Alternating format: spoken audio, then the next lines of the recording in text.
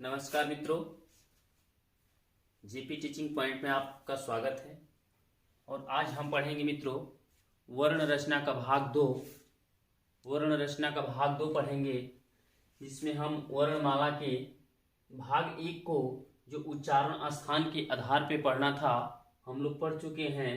स्वर और व्यंजन में बांटा गया था। उच्चारण स्थान के आधार पे जब हम वर्णमाला को पढ़े थे तो स्वर और व्यंजन दो भागों में बांटे थे और ये दोनों का हम अध्ययन कर चुके हैं।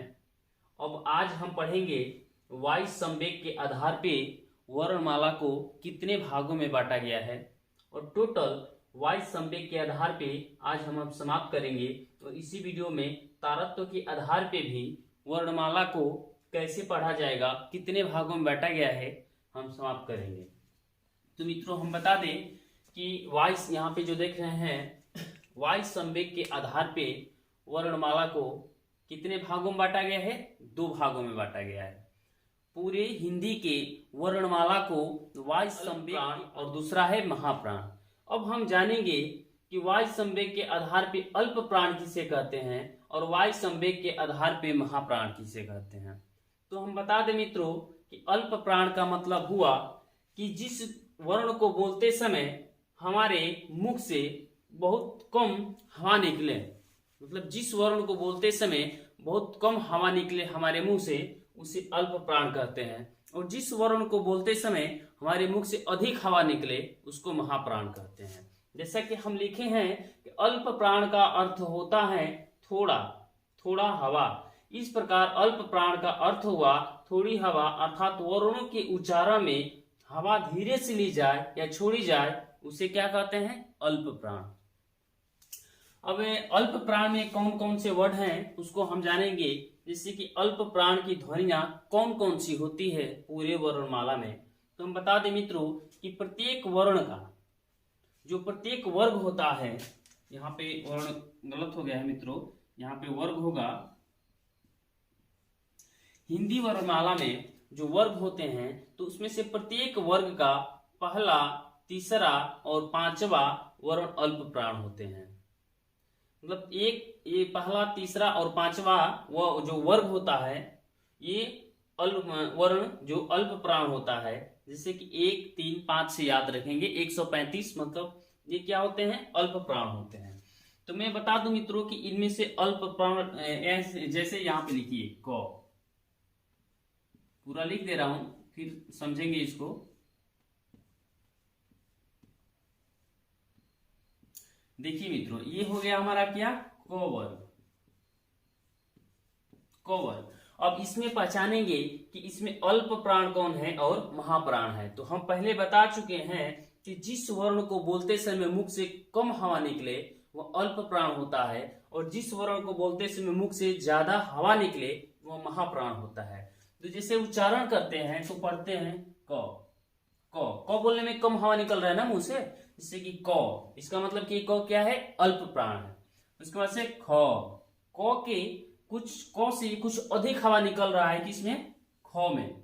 फिर पढ़ेंगे ग, क, ख, ग, घ, अंग। ऐसे ऐसे स्पष्ट हो जा रहा है कि जो क है ये क्या है? अल्प प्राण है। तो ये वर्ग का कौन सा? पहला हो गया। और इसको ख को छोड़ देंगे। क्यों छोड़ देंगे? क्योंकि ख को बोलते समय क के अपेक्षा ज्यादा हवा निकल रहा है मुंह से, तो ये क्या होगा? यह महाप्राण में आ जाएगा। फिर आ जाएंगे गौ पे। गौ, तो गौ पे भी जब हम उच्चारण कर रहे हैं तो गौ को बोलने में भी हमारे मुख से कम हवा निकल रहा है, इसलिए ये भी किस में आ जाएगा? ये अल्प प्राण में। और ये कौन सा स्थान पे है? 1, 2, 3, यानी कि तीसरे पे। तो ऐसे क्लियर हो गया। फिर गौ के बाद घ, घ को बोलने में अधिक हवा निकल रहा है, इसलिए ये भी हो जाएगा किसमें? ये महाप्राण में हो जाएगा। अब फिर अंग, इसको बोलने में कम हवा निकल रहा है, तो भी ये भी हो जाएगा क्या? अल्प प्राण। तो ये कौन सा? पांचवा है ना। तो इस प्रकार से 1, 3 और 5 जो होंगे वर्ग का, वो अल्प प्राण में गिने जाएंगे, अल्प प्राण होते हैं।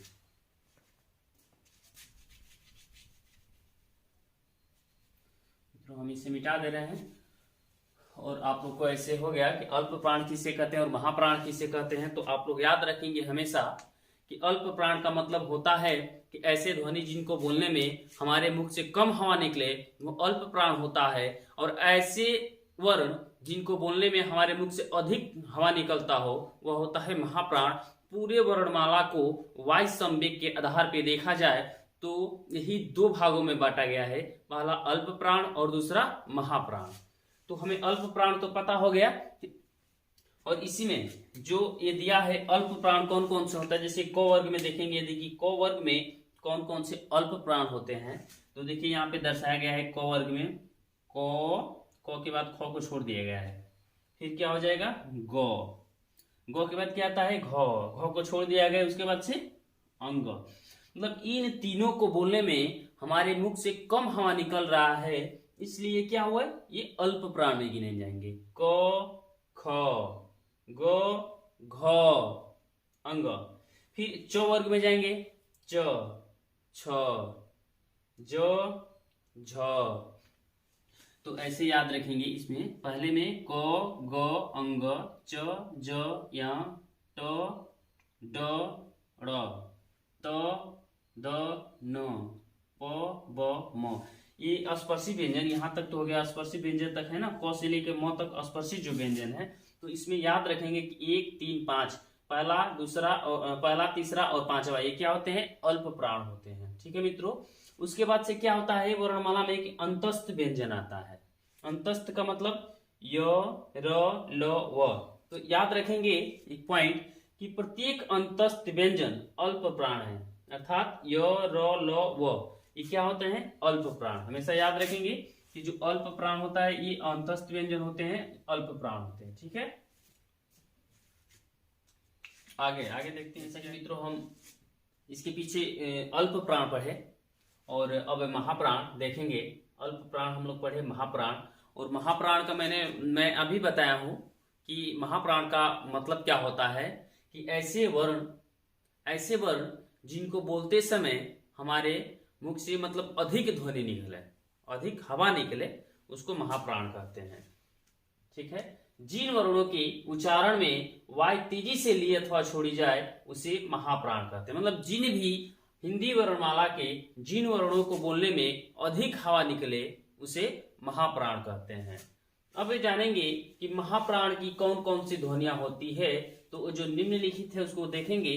प्रत्येक वर्ण का मित्रों जो हिंदी वर्णमाला का वर्ग होता है तो प्रत्येक वर्ण का दूसरा और चौथा वर्ण महाप्राण होता है। ठीक है, दूसरा और चौथा महाप्राण होता है। यहाँ पे देखने एक बार और, जैसे कि क ख ग घ अंग। मित्रों यहाँ पे बताया गया है कि जो महाप्राण होता है प्रत्येक वर्ण का दूसरा और चौथा वर्ण महाप्राण होता है। तो यहाँ पे जैसे उच्चारण जब कर रहे हैं क, इसको बोलने में हमारे मुख से कम हवा निकल रहा है, इसलिए इसको क्या बोलते हैं बोलेंगे, इसको बोलेंगे कि यह अल्प प्राण है,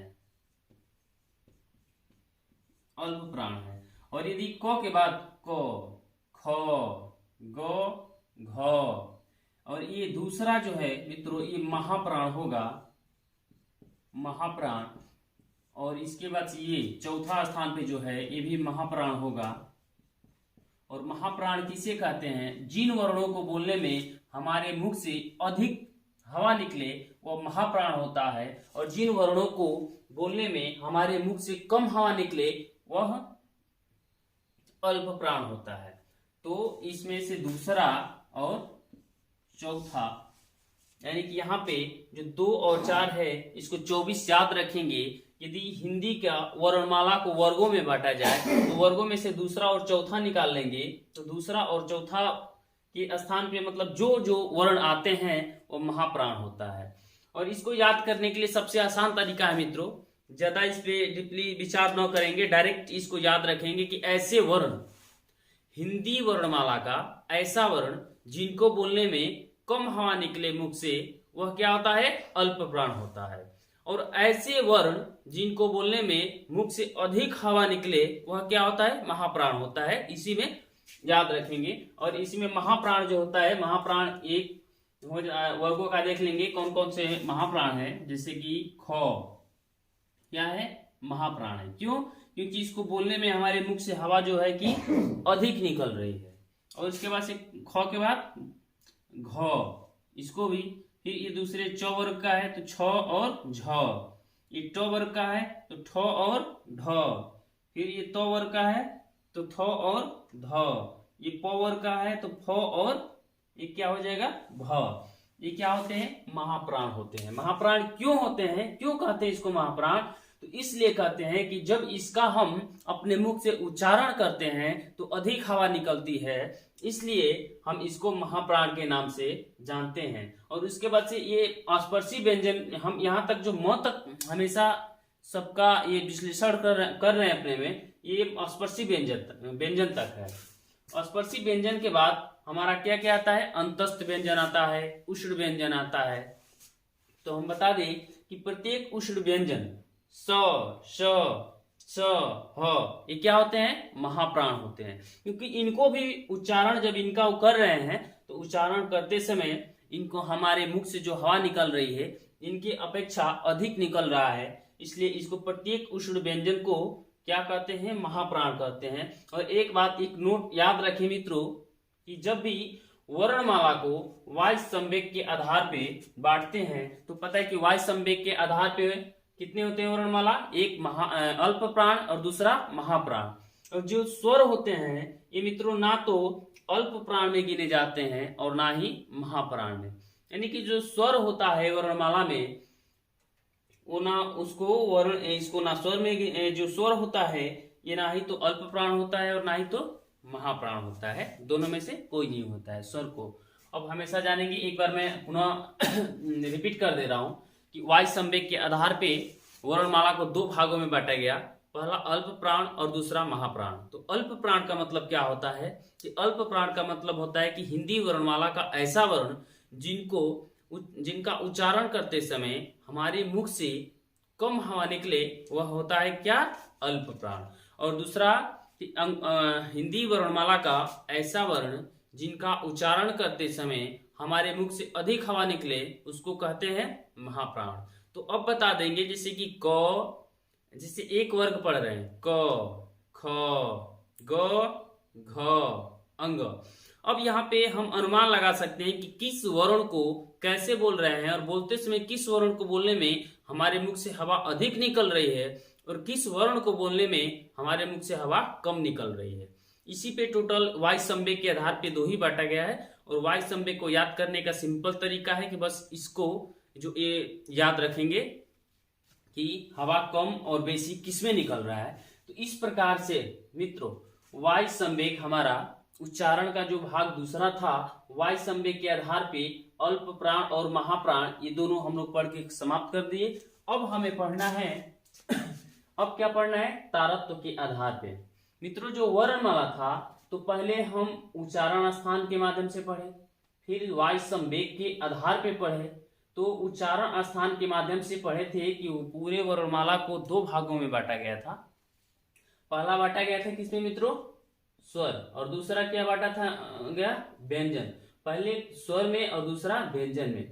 और स्वर और व्यंजन हम लोग पढ़ चुके हैं ये उच्चारण स्थान के आधार पे।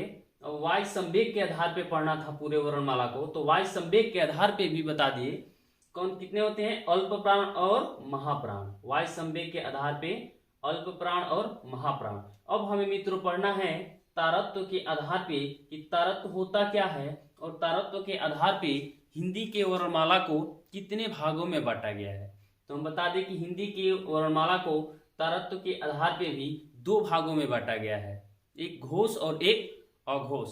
अब दोनों का अगले चैप्टर में देख रहे हैं, दोनों का अगले चैप्टर में तारत्व के आधार पे अब जानेंगे, इसको मिटा दे रहे हैं, अब जानेंगे कि तारत्व के आधार पे जो वर्णमाला है इसको कैसे बांटा गया है।